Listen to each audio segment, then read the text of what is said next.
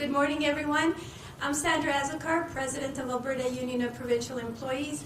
Thank you for coming today. Today, I am actually joined by the Nursing Care Bargaining Committee. I'm going to start from my left. I have from Local 43, which it covers the North Nursing Zone. I have Sandy Miller and Jennifer Power. Right next to them, I have Local 44, who represents the Central Nursing Care, Mark Miller and Jessie Phillip. No, there she is, okay. Local 45, Calgary Nursing Care, Nancy Burton and Angela Smith. Local 46, Edmonton Nursing Care, Marty Roy and Heather Stewart. And I'm also joined by Kate Robinson, who's the lead negotiator for this table. Today is a pivotal day in the history of our union. Today, our nursing care members have spoken, and they have spoken loud and clear. They have had a tough and strong decision to say enough of the disregard of the value of the work that they do on behalf of Albertans day in and day out. AUP members today are united, organized, and ready to fight for better wages and safer working conditions. During the last weekend, we had a strike mandate vote, and I'm here to announce that 98% of participating AHS nursing care members voted yes to strike. An overwhelming number. These results are unofficial and still need to be certified by the Alberta Relations Board, but they voted overwhelmingly in favor of strike action because they are fed up with stagnant wages and unsafe working conditions that hurts workers, patients, and Alberta's public health care system. We're ready to get back to the bargaining table. We meet with them again on November 6, 7, 8, and 9 for mediation. Our members would rather do their jobs, but they are prepared to stand up for what they deserve and to take job action if necessary. The earliest that AUP members could serve strike notice is November 17, 2025, and we're ready for that. Every time that the government cuts corners or delays fair contracts is working families and communities that pay the price, and this would be the case. So we're hopeful that the government will go back to the table with an offer that our members would be able to accept on behalf of the membership. AUP members are essential to Alberta's public health care system. When we stand up for fair treatment, we're standing up for quality of services all Albertans rely on. And we aren't fighting just for us, but for all Albertans and to protect our public health care system as well. So I would like to open this up for questions that if you have any. Bargaining questions will be directed to Kate Robinson, the lead negotiator. Around the corner. I don't know where you want us to stand. Or... Oh my gosh, am I okay over here? Go ahead. Hi, Sandra. I'm Morgan Black with Global Edmonton. I'm just wondering if you could also tell us how many members of the 16,000 participated in the strike vote. But we had 15,647 eligible members, and 11,031 actually took part in this vote. And obviously the teacher strike is still very fresh. The province using the notwithstanding clause. How does what happened with the teachers impact next steps for you? I know you still have to go back to the table on November 6th, but is that weighing on your mind, the province's steps that they took with the notwithstanding clause? It always weighs on everybody's mind when a government decides to violate the charter rights of any working Albertan. So we're keeping a very close eye on any of that government interference in our right to strike. But we're confident that we're prepared to take action in the eventuality that anything like that happens. Our members are strong, they're solid, we're organized. AUP is ready for this fight. Hi, Lisa Johnson with Canadian Press. You say that the notwithstanding clause weighs on everyone's mind, but it sounds like the main sticking points here were wages and safer working conditions. I wonder how much the notwithstanding clause has factored into your members' decision, or was that aside from why they voted this way? I think we're focused on the issues that we've been at the table with for the last 18 months. And that has been our main focus. But again, I think any time that we have governments that violates the most basic rights that we all have as workers, it's always something that you have to consider. But I think this vote sends a very clear message that what they tried to do to the teachers, it wasn't necessarily a tactic that works in terms of scaring workers into taking action for themselves and for the services that they provide, healthcare in this case.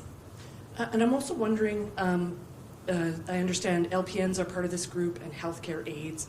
I'm wondering if you can break down how your essential services agreement will play out in the event of a strike. What are the practical impacts on the ground for patients in various facilities, and where might we see striking healthcare workers affecting services? For sure. I will let Kate Robinson answer that question, but just so that you guys have an understanding of who we cover under this sector is it's also rehab care workers, mental health aides, psychiatric aides, client care assistants, physiotherapy assistants, operating room technicians, orthopedic technicians, personal support coordinators. So it's a vast array of workers that are essential in the healthcare system that they're going to have to do without in the event of a strike. So with the ESA, there are schedules, staffing plans we call them. There's about 1,100 throughout the province. So we've been working with the employer to establish what duties are required in the event of a strike and the number of people to carry out those duties and when. The only thing is right now there's not names associated with those duties. And through our agreement, the employers will be scheduling members in the first week of a strike, and then the union will take over those scheduling duties. But we would anticipate that if there's a strike called, it would be province-wide, and there would likely be impact to the entire healthcare system. But of course, essential services will be maintained, so anything that affects life, health, or safety. Rakowski, Alberta. So you had laid out on the website sort of what you were seeking. I'm wondering how far apart are you and the employer at this point? What's sort of the sticking point? Then go ahead, Kate. Well, unfortunately, we are very far apart. The employer is offering 12% over 4 years in terms of wage increases, and they even still have some rollbacks on the table, specifically to wages.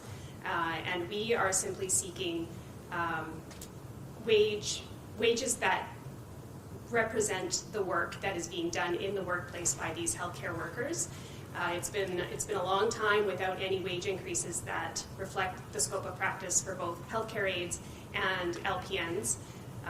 The government did settle with the United Nurses of Alberta earlier this year and gave them a significant wage increase, and that just puts our members even further behind. So we are unfortunately still far apart, but we've got 4 days coming up, November 6th through 9th, with a mediator. And I tell my committee they should pack pajamas. And we are here to get a deal. Our goal is to get a deal. Our goal is not to find ourselves on the picket line. And can you speak to, the pressure of wages, the working hours you're working, the overall conditions in your workplace? So AHS for a long time now has run with a vacancy rate of around 10 to 12%. It fluctuates, and so that's a pretty significant number. So these members go into work constantly being short-staffed. Alberta Health Services has relied on what we would call an agency nurse, and those are private contractors who pay a lot more money, pay the mileage, pay for a hotel, in order to fill those gaps. And so we know what it takes to be able to recruit, because those staffing agencies are able to recruit, and they simply pay more money. So our objective here is to ensure that when Albertans go to the hospital, the nursing care that they are entitled to is there for them. And we think that one of the quickest ways to do that is through wages, so that these employers are able to recruit. Hi, Sean Amato with City News. A question for Sandra. I guess how concerned are you that your members will go through this process only to be shut down by the government the way that they did with the teachers? And do you think that part of that move was to try to send a message to unions like yours that the government can just legislate you back to work anyway? Well, I have no doubt that that was the intent of the government, is to interfere with bargaining as much as they can, and to create an environment where we don't trust the employer. But as I said before, our union has been preparing for this situation for a long time. We've been in bargaining not only with nursing care but also with the GOA and other tables that we're currently bargaining with, and we know the reality of the political reality that we're facing, and so I think they played that card. They showed their cards, and we're ready for anything that comes our way. Other union leaders are now talking about the potential of a general strike in Alberta, of organizing towards that potentially. What do you make of that? What do you think about that? Would you be supportive of that? Would you want to join in on that? Right now, like I said, we're laser focused on what it is that we need to do for our membership. Those conversations are being had.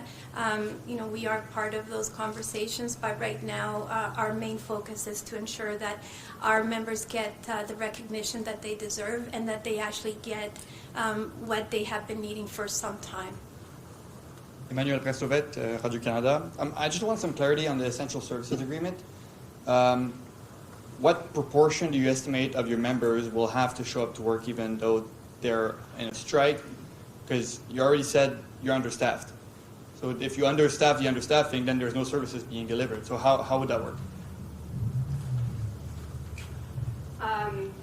I was not involved directly in the negotiations for the Essential Services Agreement, but I believe that, I think we'd have to get back to you with a number, because it varies, right? Like some areas are 100% essential, others are 0%, right? So it just depends on, like, the overall number, I'm going to say is around 70%, but I think we'd have to get back to you with a concrete number there. Sorry, what was the second part of your question? Well, basically, how do you make sure that essential services are being maintained if you already plan to have fewer than few people? That it's a good question, because oftentimes, if you've got a work site with 10 people scheduled and 2 are on vacation and 1 calls in sick, then now you're short-staffed, and that is the essential services level in some cases. AHS is going to look after the scheduling. All members are available to pick up shifts during the strike to work those essential shifts. So hopefully we're able to fill in the gaps. But it's an excellent point to make, that the day-to-day is sometimes below the essential levels. And that's problematic in terms of carrying out healthcare in Alberta. So that's, again, something we're hoping to address via these negotiations. And how would you say the government's reform or refocusing of AHS affected your working conditions in the last few years? The chaos that currently our healthcare system is in is just that. It's chaotic. I don't think anybody knows exactly what the lay of the land is, or who's in charge, or how the healthcare system will be impacted by these different pillars, and who ultimately will be responsible for the delivery of healthcare in this province. We have different ministries now that are involved, and so that adds an extra layer of confusion and unset.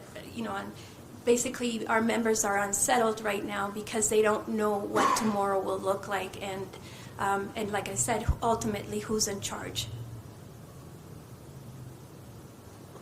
Hello, Sarah Reed with CBC. You mentioned that the government has offered 12% wage increase over 4 years, and that's not something you guys are happy with.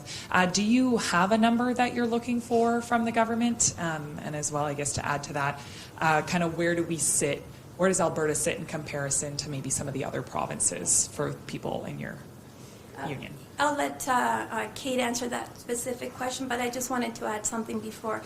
The majority of the members that we represent in healthcare, in this nursing care sector, are doing exponentially more work that is and their scope of practice has increased to the point where they're doing 84% of what RNs do, by only getting paid 60-some%.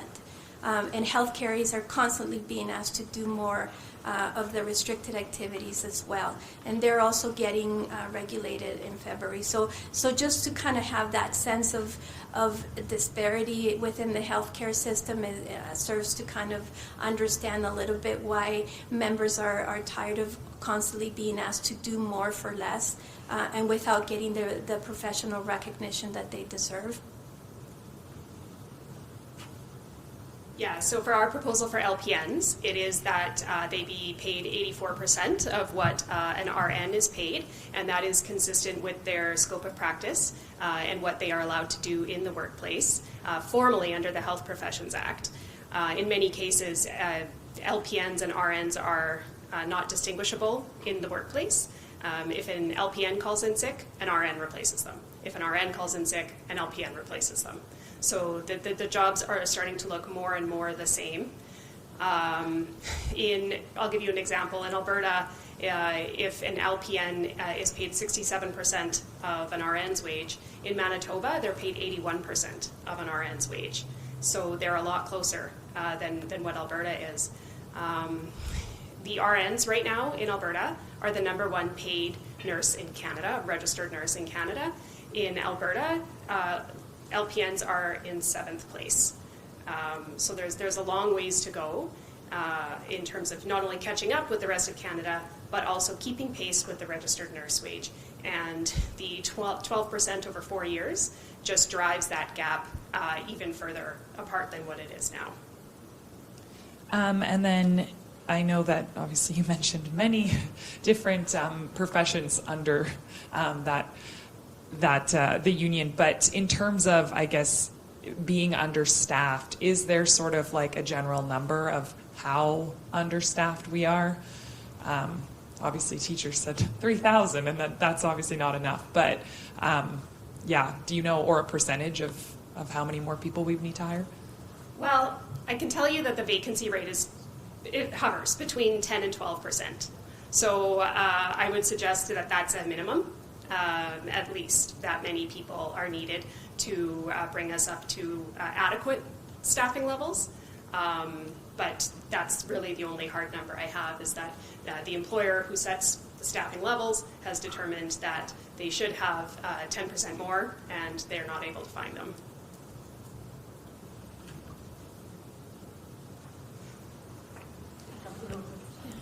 Not able to find them or unwilling to find them, because the issue behind short staffing has been an issue that has plagued our healthcare system for decades now.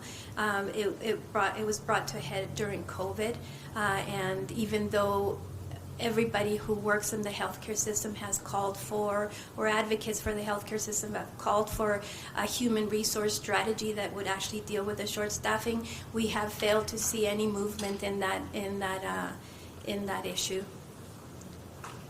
And I had another question that's of a more technical nature maybe, but I know that the healthcare aides are moving to be a regulated profession in February, and I wonder how, if at all, that is being negotiated at the table. Yeah, that's correct. And they will be the only healthcare aides in Canada who are going to be licensed professionals.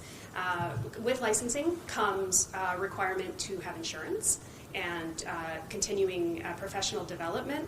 It results in a fee that you have to pay to the licensing body every year, and ultimately it results in a higher scope of practice. And that's what we saw with the LPNs, is their scope of practice didn't evolve overnight. It takes time. The government adds scope here, and then maybe a year later they add more, and that is what we are expecting to see with the healthcare aides. Healthcare aides can already do restricted activities, which I won't say it here, but if you look it up, you can see what it says. And so, that's important work that needs to be done, And regulation is a good thing. It's important, but it has to be compensated to make sure that folks are, have the money to pay for training and able to keep their skills up. So, it's great that they're going to be licensed professionals, but their scope of practice has to be recognized the same that it does for the LPNs. Manuel Pestovet, Radio Canada. I have a question on the length of the potential strike. Would it be like an unlimited strike until you strike a deal, or 5-day strike, you go back to the table? How does work? Our hope is that we are able to actually get a deal at the table. I think right now, with 98% support for a strike, the strike will depend on the willingness of the employer to actually come back with something that our members can accept. So, unknown, to And be on the honest. potential start date, you said November 17th? November 17th is when we can actually legally, as per the Labor Relations Board hearing that we had, where we can serve notice to strike. That requires 72 hours, so the earliest that we can be on strike would be November the 20th. Okay, that was my second question. Great, thank you.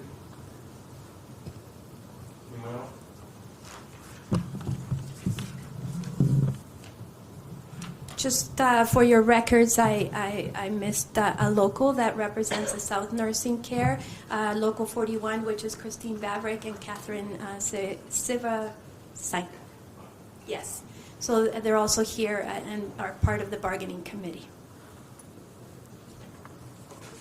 Okay, again, thank you so much. Thank you so much for coming. I really, truly appreciate it, and I just wanted to leave you with the thought that AUP members are essential to Alberta Public's healthcare system, and when we stand up for fair treatment, we're standing up for the quality of services that all Albertans rely on. So we aren't just fighting for ourselves, but we're fighting for all Albertans, and we're fighting for the integrity of our public healthcare system. So thank you so much for coming today.